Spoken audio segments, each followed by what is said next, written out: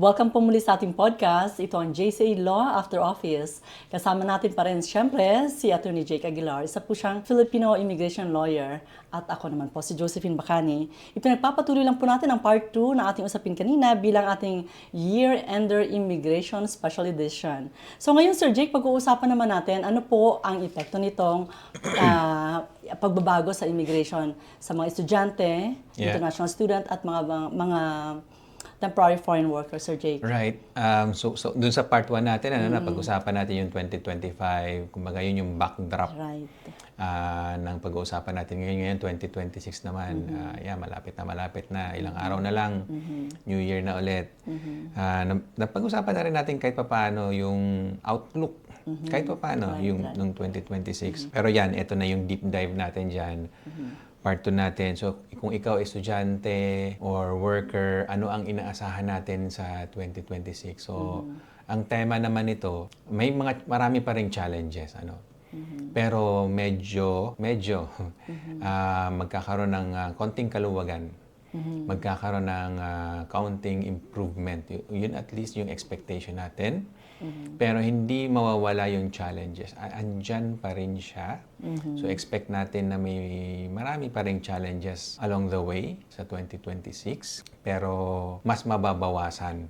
Yung pinagdaanan natin nitong 2025, ito na yung worst na masasabi natin. Worst year na nakita ko so far sa immigration in terms of dun sa pagbabawas, maraming napauwi na or ngayon nanganganib rin na mapauwi 2026. So nandyan pa rin yan, pero hindi na kasing higpit or hindi na kasing bigat noong 2025 kasi nga kahit papaano may nakikita tayong signs ng improvement. Ayan, napag-usapan natin nung part 1, yung mga immigration levels plan nga, tsaka yung budget, yung mga policies, sabihin natin, in general, ng government natin ngayon, mayroong mga magagandang epekto naman. One is yung bumaba naman yung unemployment rate kahit pa paano. Mataas pa rin, yun nga, mataas pa rin siya, 6.5. It's still more than 6% nga na kailangan natin. Dapat mababa sa 6% para mag-process na ulit ng low-wage LMIA. So, mataas pa rin siya. But, ang laki na ng binawas from 6.9, di ba, to 6.5. 0.4, malaki-laki yun. Mga konting, ilang ganun pa sana. 2 beses pa siguro na ganun para bumaba na ng husto yung unemployment rate. At pag maganda kasi yung sitwasyon, walang masyado nagre-reklamo na citizen. So, yun yung key dito, yung bottom line. Hindi natin may iwasan, may politics dito. And syempre, Canada to. Syempre, ang bida dito yung Canadian, di ba? Especially matatagal na dito. Hindi natin pwedeng baliwalain yung mga hinaing nila. Tama man yung iniisip nila na, kaya kami walang trabaho kasi tama man yun o hindi, yun yung sa loobin nila. So kaya kung magkaroon sila ng trabaho, kung bumaba na yung unemployment rate, medyo mababawas-bawasan na rin yung ingay. Hindi na tayo masyado makakarinig ng mga ganon. So, okay na ulit. Kahit dumami pa ulit yung mga temporary residents dito. Which is, I think din, sa totoo lang, kailangan din nga ng Canada ng tao, temporary residence man or permanent residence man. Kailangan pa din. Pero of course, yung infrastructure nga dapat mag-keep up din. So, yun mga tema natin sa ngayong 2026. Napag-usapan na natin gaano ginawang stricter yung mga immigration policies, Sir Jake, last year, 2025, Right. Yung, ano ang pinakaramdam na changes, Sir Jake, ng mga estudyante at mga workers, Sir Jake?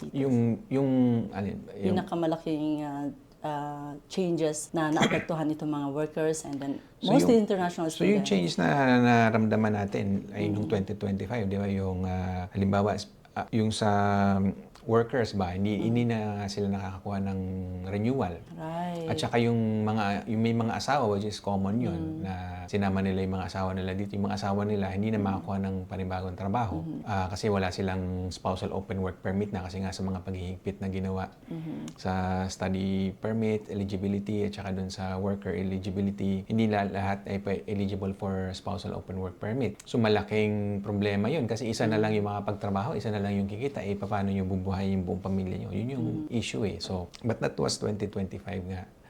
Sa 2026, andun pa din yun, especially for the first half siguro na nakikita natin, andyan pa din. Pero it can start getting better as the economy improves din naman. Again, na-mention natin kanina, malaking epekto yon na bumaba na yung unemployment rate. And yung growth rate ng Canada as a whole, mag-i-improve naman siya. Bahagya lang, hindi ganun kalaki, hindi ganun ka-significant. Pero it's still moving forward. So at least nasa tamang direction tayo. Yun yung importante doon eh. And then ito, dagdag ko nga rin pala yung napag-usapan din natin noon, may mga ilang politicians doon sa opposite camp, yung mga opposition, lumipat na dito sa government natin. So again, vote of confidence yon. So if you look at all those things, maganda yung trend. Hindi pa siya full blast, hindi pa. Pero at least we're on the right track. So yun nga, yun yung nakikita natin for 2020. Andun pa rin yung challenges. Hindi natin sinasabing wala na.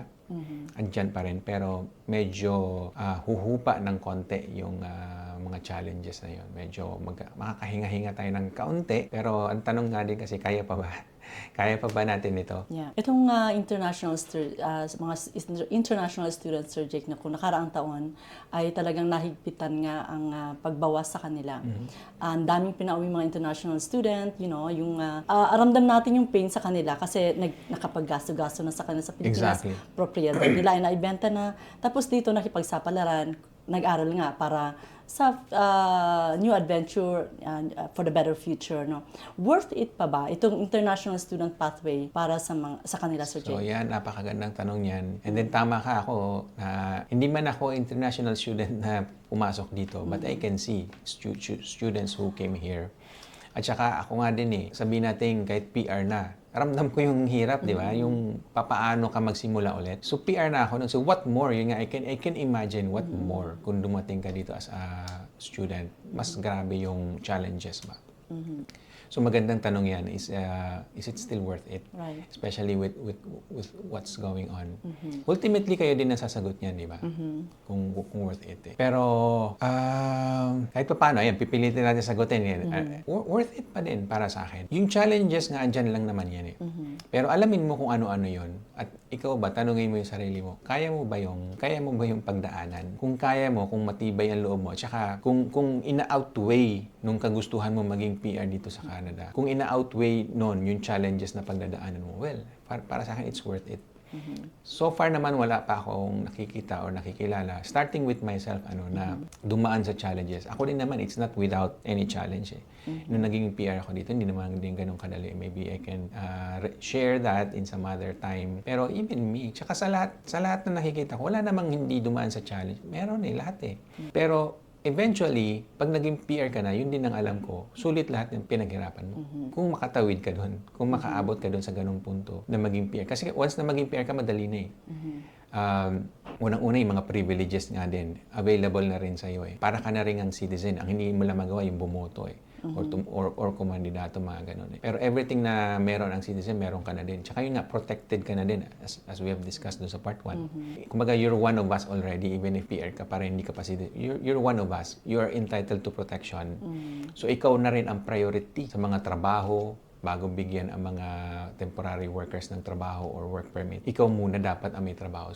So yun. So once na makatawid ka na doon, I mean, you're fine. And then, kung ano man yung pinagdaanan mo, tsaka kung gaano man katagal, umabot ka man ng 10 years or what. I think na once na maabot mo yung PR, okay ka na. Sulit na din kahit pa paano. So yun lang. Kaya worth it pa din kung ako yung tatanungin, but eventually, syempre, kayo yung magde-decide. Yeah. You have to answer that same question. Gaano nyo ba kagusto? Hindi naman, kasi din lahat gusto pumunta ng Canada, di ba? Marami nga ako nakikita minsan sa social media. Puro kayo Canada, mga ganon. So, hindi naman, this is not for everyone. So, sa weather na nga lang din, medyo harsh siya compared sa weather sa atin sa Pilipinas. Minsan nga, we take it for granted kasi doon tayo lumaki, di ba? We take it for granted na any time of the year, for example, pwede kang lumabas ng bahay na naka-tsinelas, na naka-shorts, na naka-sando. Any time of the year.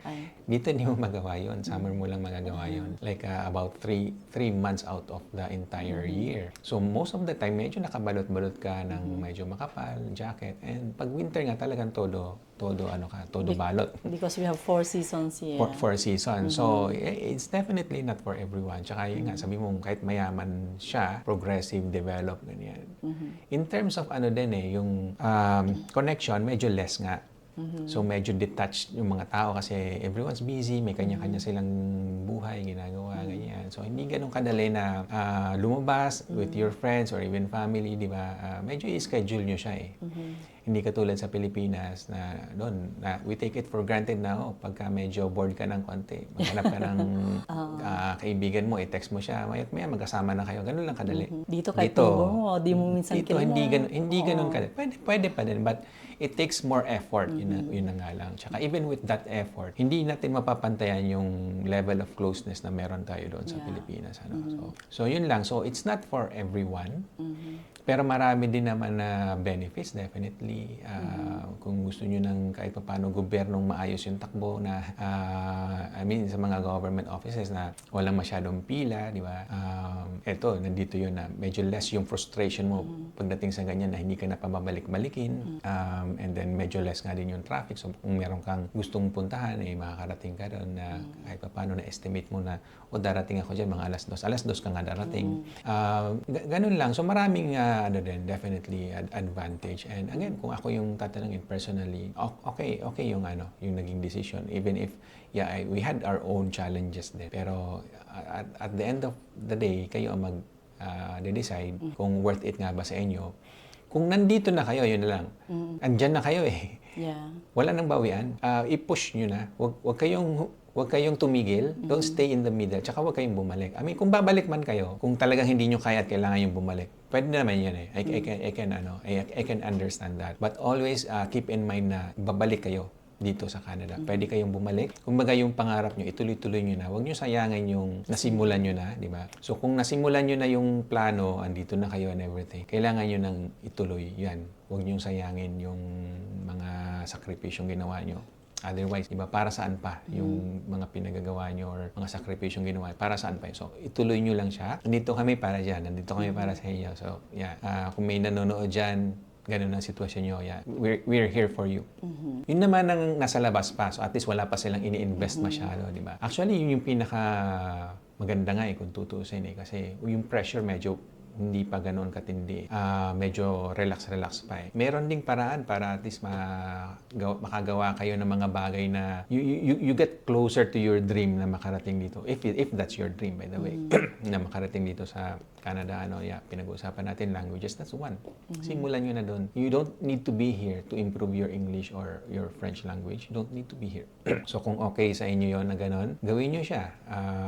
At least mas less yung pressure. Tapos yung student pathway, solid pa rin siya. Nagkaroon ng problema, pero yung problema na yon, wala tayong pwedeng sisihin. Si COVID yon. Si COVID, ginulo niya yung mundo natin. Pero kahit papano, tapos na rin.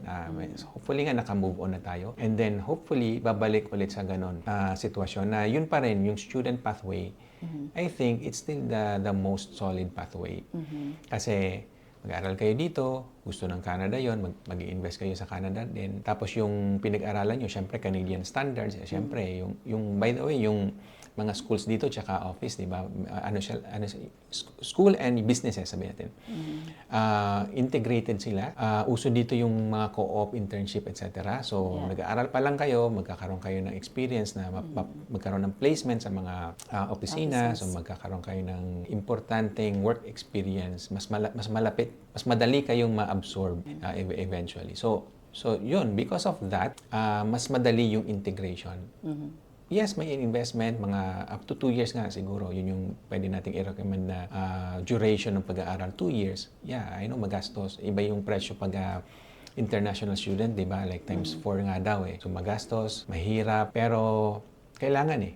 So yun, kailangan yun eh. And then, eventually kasi kailangan mong i-demonstrate na kaya mo magtrabaho dito sa Canada. Pero yun nga, ang kalaban mo dito, yung matatagal na nagtatrabaho dito, mga PR and citizen na matagal na dito nagtatrabaho. Siyempre, alam na nila yung kalakaran, etc. May mga experience na rin sila.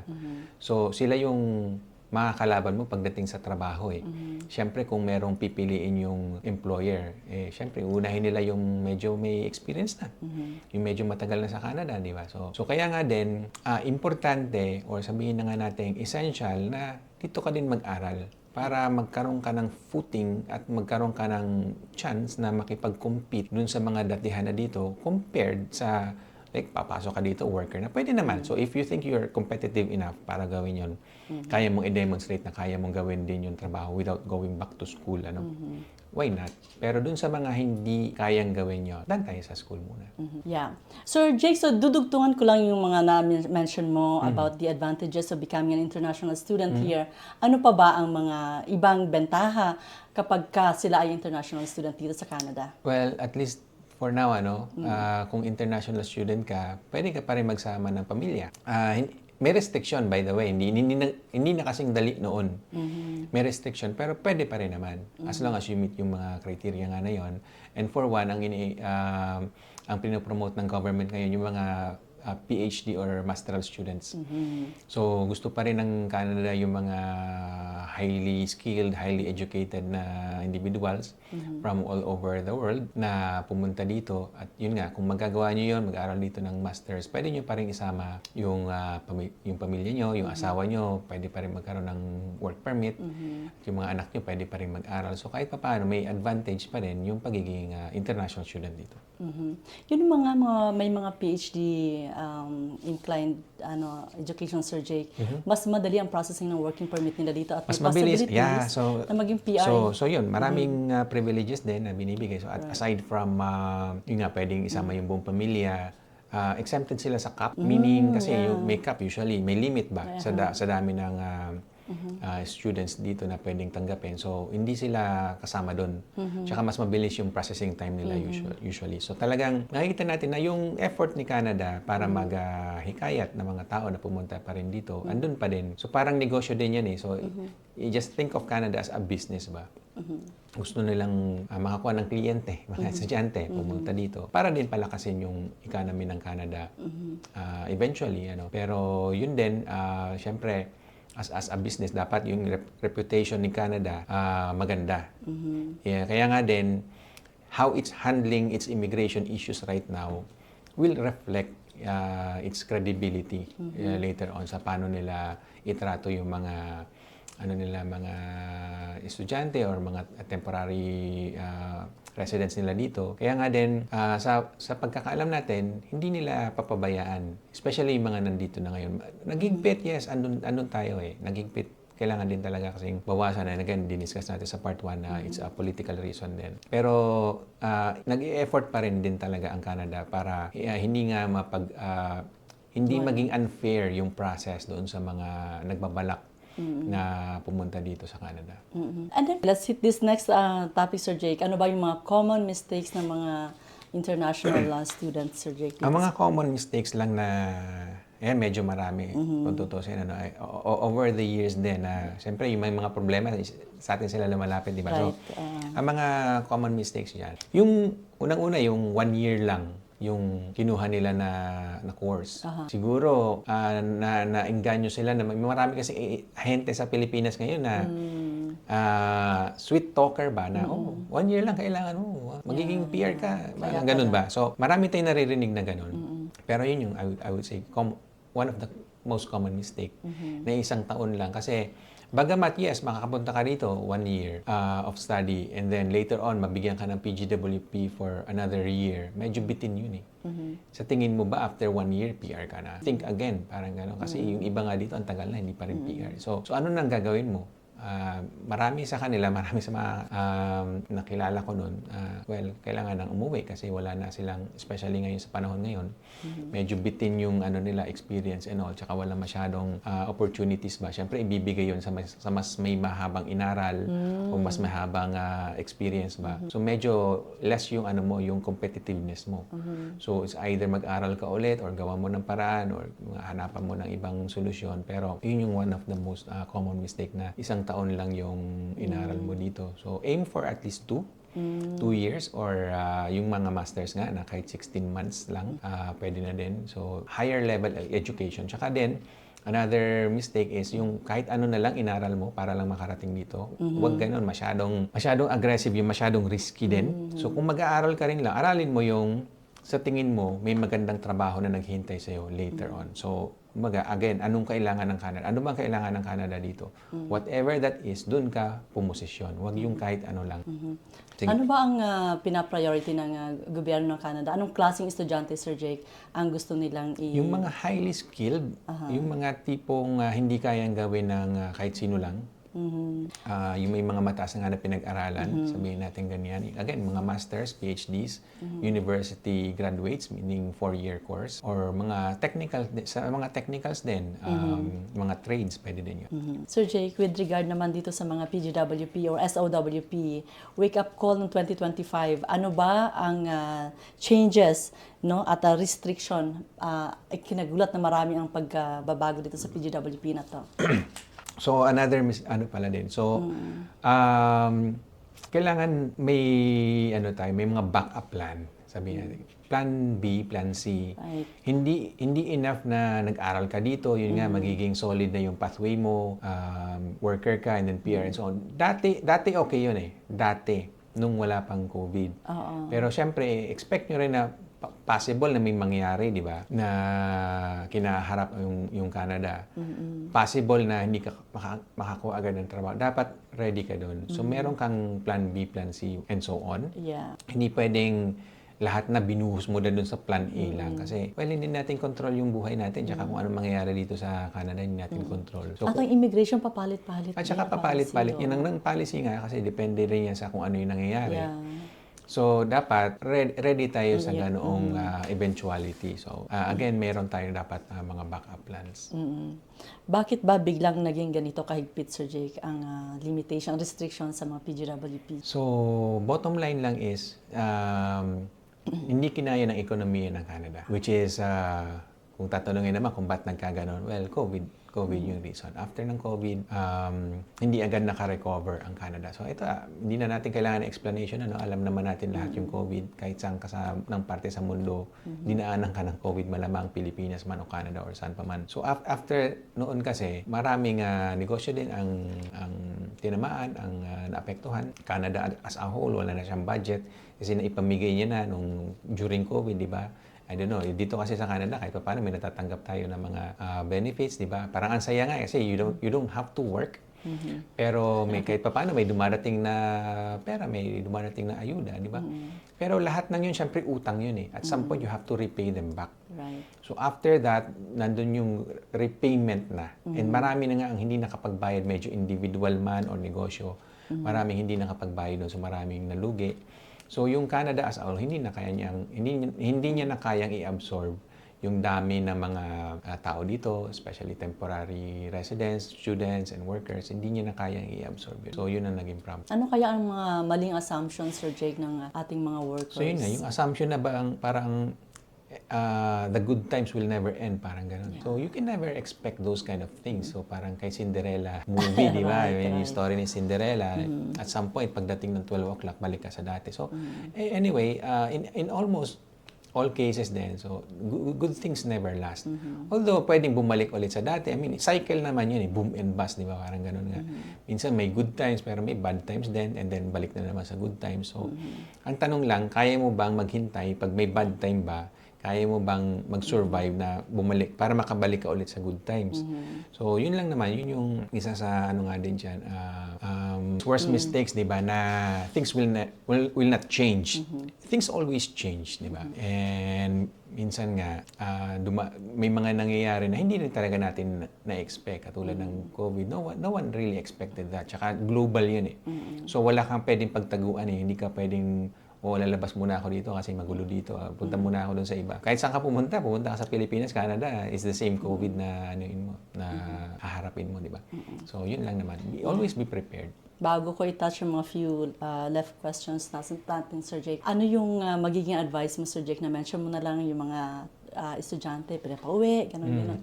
May mga chance pa ba silang bumalik dito? Meron naman. So, yung kagandahan nun, especially, kung meron nga mga tao nakakapunta dito as PR, pag-land pa lang PR na, what more you na nanggaling na kayo dito, na nag-aral kayo dito or nakapagtrabaho kayo dito. So, pwede kayong bumalik ulit as PR later on. So, kahit paano nga rin, nakita nyo na yung Canada, nakita nyo na yung buhay dito, the good and the bad, andun na lahat. So, with that ba, gusto mo pa rin, yun nga, ikaw makakasagot nun. Pero at least nakita mo kahit pa paano, and then ikaw na rin yung sumagot. So far din, sa lahat ng mga nakakausap ko nga din, kahit pa paano yung mga nakarating na dito, yun nga, gusto na nila dito eh.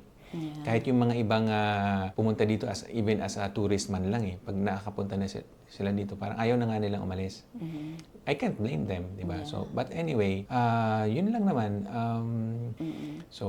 But yun lang, may paraan nga para makarating dito. At saka kung naging estudyante ka na or worker or nakapunta ka na dito, kahit pa paano sa Canada, meron ka ng advantage, may knowledge ka na kung ano yung kalakaran dito. Pati yung network mo, kahit pa paano, nakapag-establish ka na ng mga network mo dito. So, definitely, pwede mong paghandaan at pagplanuhan na makabalik ulit dito. Maybe even as a PR. Yung nabanggit din natin, mga languages, baka kung ayaw mo munang ma-pressure dito pag nandito ka na para hindi mo kailangan mapilita magtrabaho ng matindi. So, kung gusto mong improve muna yung languages mo, gawin mo habang nasa Pilipinas, pwede mo naman gawin yun doon. And then mag-reapply ka ulit. Alright. Anong takeaway natin, Sir Jake, sa immigration for 2026? Ang forecast. Yeah. So, yun Outlook natin. Outlook. Yeah. So, yung challenges, andun pa rin. Hindi nga siya kasing bigat ng 2025. Kumbaga sa weather, meron pa rin ulan-ulan. May bagyo pa din. Actually, hindi lang signal number 3, pero baka 2, mas mahina-hina, or signal number 1. Pero definitely, andun pa din yung challenges. So, kailangan nyo pa rin siyang paghandaan. Ngayon pa lang, pagplanuhan nyo na, so marami rin tayong makakilala na sa 2026, mag-expire yung mga permits nila, di ba? So, ang tanong, okay, kaya nyo pa bang i-renew? Hanap na kayo ng employer nyo na may LMIA. Kung hindi pa rin, then, yun nga, plan B. Anong plan B natin? Visitor record muna, pwede naman. Or uwi muna, pwede rin naman. So, whatever that is, dapat meron kayong solid plan. I-continue nyo lang yung dream nyo. Huwag kayong tumigil. Kasi nga, sayang naman yung pinaghirapan natin. Nasimulan muna, dito na rin lang kayo. Tuloy-tuloy na natin yan. And then, yeah, again, that's why we're here. Kung may mga tanong kayo tungkol dyan, open po kami para sa mga tanong ninyo. Sir Jake, bilang isang immigration lawyer, Sir Jake, ano ba ang direksyong maibibigay nyo sa ating mga PR applicants, Sir Jake, for the next year, 2026? So, paghandaan, Direction. ang mga, kung anong kailangan ng Canada, alamin natin. Andiyan na yan, binigay na nga nila, nilalabas na nila yung mga guidelines nila. Ano ba yung kailangan nila? Yung mga categories nga. There are 6 categories. I think nadagdagan pa nga ng isa eh. Check natin yung category. Ang pinopromote natin dyan is yung French category kasi yun yung at least madaling gawin. And if you want nga a separate discussion on French, we're very much willing tayong gawin yun. So kung ano yung kailangan nyo, again, let us know ano yung mga tanong nyo or ano yung gusto nyo pag-usapan. Yeah. Ayun lang. So, paghandaan kung ano yung kailangan ng Canada, sunod tayo doon. Kung kailangan natin mag-aral ulit, gawin natin yan. Yung pag-aaral naman, hindi naman kailangan nasa school lagi. I mean, you can always study on your own, especially sa languages. Ayun lang. Okay. Nabanggit na rin natin, Sir Jake, ang PR program, Sir Jake. Ito namang PNP, Sir Jake, ano ba ang advantage ng mga kahalagahan ng PNP nominations? So PNP, andyan pa rin siya. Yun ang expectation natin sa 2026. Yung PNP, mananatili siyang significant na program for PR. Ang gustong gawin kasi ng PNP is i-redistribute yung dami ng tao dun sa mga probinsya na nangangailangan. Kasi otherwise, magiging one-sided eh. Right. Everyone kasi wants to go to the most populous cities or province, katulad ng Ontario dito or Toronto. Totoo naman, kaso ang laki-laki ng Canada, parang iniisip ng gobyerno, ang laki-laki ng Canada, bakit hindi kayo pumunta doon sa mas nangangailangan? Kasi andun naman, maraming opportunity sa labas. Hindi lang nga natin ginugusto kasi nga, I know, sanay tayo doon sa maraming tao, di ba? Pero, kaya yan, naisip natin, yung PNP, ano pa rin siya, significant program para dun sa mga gustong maging PR. So, i-review nyo yung mga nomination programs ng mga provinces. 10 yan. So, isa-isahin nyo sila, aralin nyo ano ba yung kinakailangan ng bawat province and anong province ba yung sa tingin nyo na okay sa inyo, explore nyo na yon. You have to do your own research kasi kayo naman ang possible na lilipat, di ba? So, alamin nyo kung ano yung buhay doon, ano yung mga trabaho na kailangan doon. And then, if you find that opportunity, yun, grab it. You have to move if you have to. Yeah, ayun. Wow, ang dami nating information nakuha ngayon, araw na to. May part 1 tayo, may part 2. Maraming salamat, Attorney Jake. Salamat din, Pen. And yeah, hopefully nakabigay tayo ng kaunting impormasyon, di ba? So, ayun. Right, bago kami tuluyang magpaalam, isa muna maligayang pagbati ng karawan kay Attorney Ay, Jake salamat Aguilar. po. Happy birthday, Sir Jake. Related. Ayan.